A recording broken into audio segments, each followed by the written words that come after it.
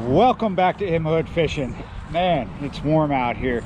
Earlier this year, I traveled from Texas down to New Orleans, and when I did that, I brought 2 ultralight rods with me. Now, I've already broke both of them. First one, somehow the butt got broke. It was a Mr. Crappie. The second one I broke the other day. So yesterday, I went to Walmart to see if I could find ultralights. I've already been looking way before I broke the second one, and because of the tackle shortage, there just aren't any.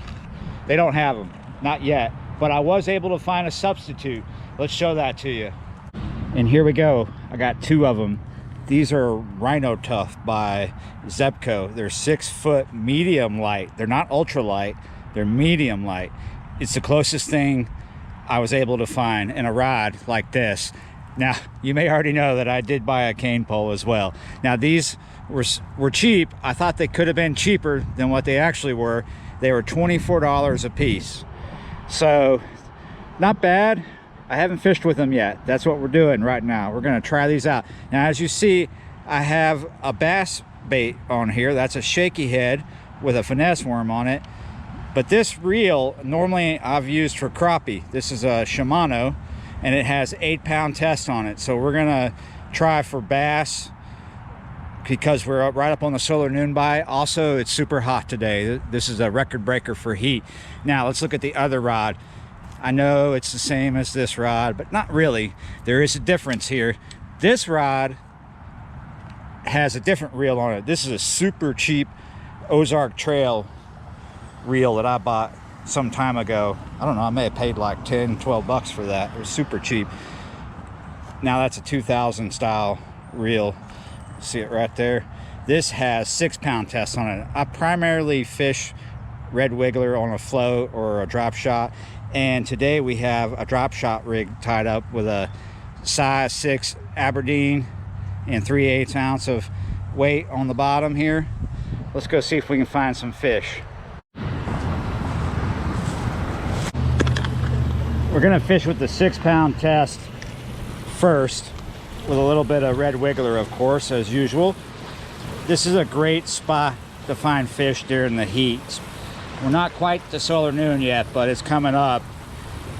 So first we're gonna see what we can get out of here.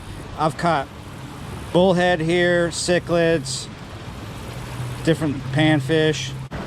What I want to test with this rod at this spot is its sensitivity, not so much its strength. We'll probably see the strength if we get a bullhead out of here. We want to see if this medium light rod is a good rod, a good substitute, I would say, for catching panfish. You need a sensitive rod for panfish so you can feel the bite. Gonna have to get down on this wall, come over here so I can cast up under there, cast into this culvert. Water's gonna be much cooler under there because it's in the shade. And there's another spot here right in front of us, a trough that we can put this bait in. There's always bullhead hanging out in there.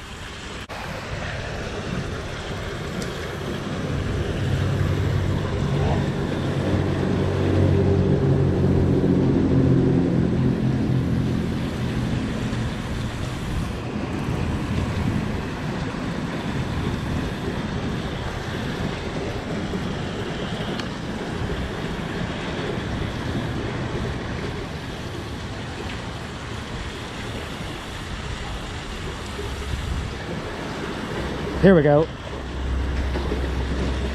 I kind of felt that bite. Not as sensitive as I would like it to be, but that worked. That's a nice size cichlid. I would have liked to have felt that a little better because it looks like he swallowed that.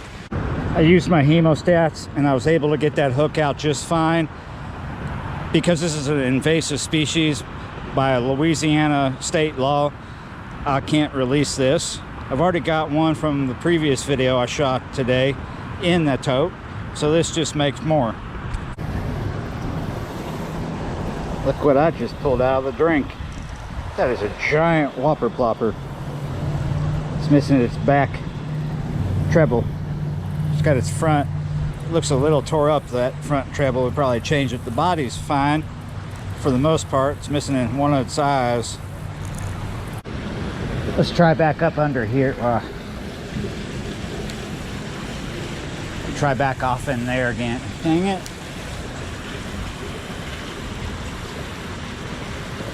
Oh,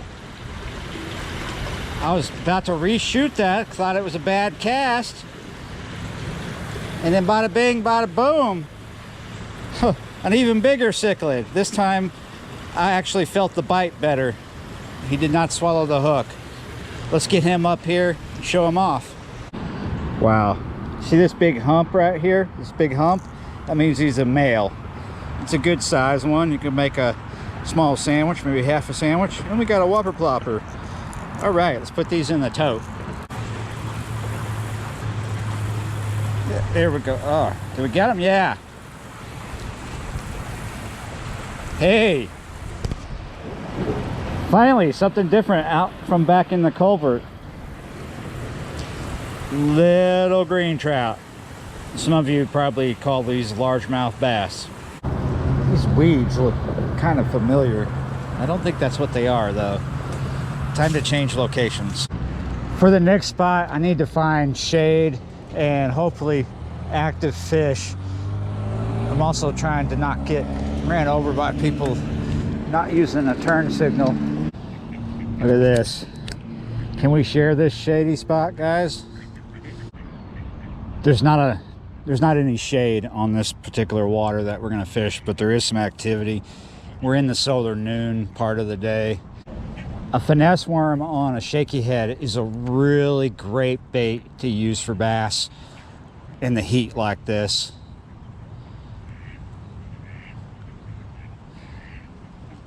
We'll see how this rod does with bass. I mean, I'm pretty sure it's going to be okay for bass. It's almost sensitive enough to do, I mean, it's just barely sensitive enough to do panfish. Probably fine for your bigger panfish, bigger bluegill and other things. Probably crappie, but we're not going to see crappie today. Oh, see, yeah, there's activity here. I've got my drag set in a good place for this 8-pound test to where I don't have any break-offs.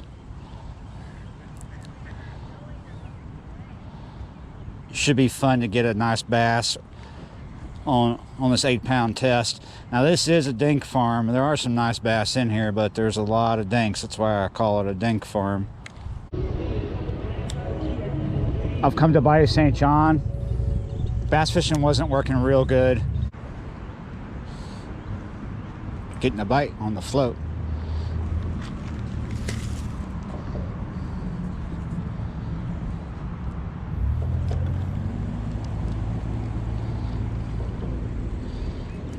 There we go. He swallowed it. Get another bite.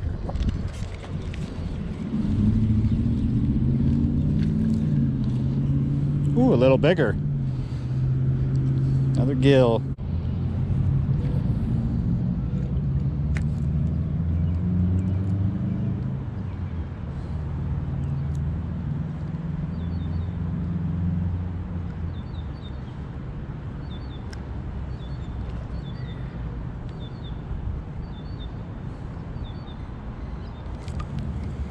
Here we go. Whoa. Hold that rod tip down. Woohoo! Oh, he got up in my other line. I didn't think I was going to get a bass today. Oh, I got a mess. Got a mess. Got a mess. There you go. There you go. There's a dink.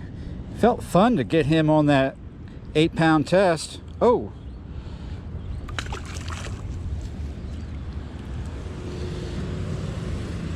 Whoa, a difference.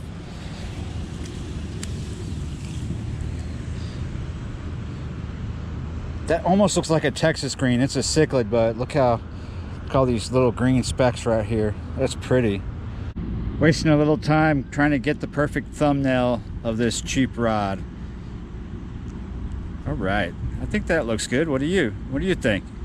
Look like a decent thumbnail? I don't usually like to spend a lot of time thumbnail hunting, but maybe we'll use that. Maybe we won't. Probably will use it if I'm talking about it right now. So yeah, I finally caught fish on both rods. What do I think about them? Well, I think that they'll do all right as substitutes for my ultralights until I find some ultralights that I like. I know there's a bunch of people saying, oh, you could just order them on Amazon. I didn't want to have to wait a long time to get them. I wanted them now. I wanted to just go to the store, pick them up. Oh, there's a bass swilling right there. Swilling. I've been in the heat too long. It's really, really hot. So these rods are pretty good, but their line rating for mono is 4 pound to 10 pound. So they sound like ultralights to me, but they feel like medium lights, I guess, is what they feel like. Fun to catch fish on. Almost not sensitive enough for your smaller panfish, but a lot of fun for bass, probably fun for crappie. Would not suggest using those as dock shooters. You could get away with it, but they don't seem that great for that. And $24, I don't know, they seem more like $18 fishing rods to me. But overall, I'm pleased, and I'm really, really hot. We're coming up on the hottest part of the day. It's 2:30. I've been out here too long. So like, share, comment, subscribe to the channel if you haven't already, and I will see you next time.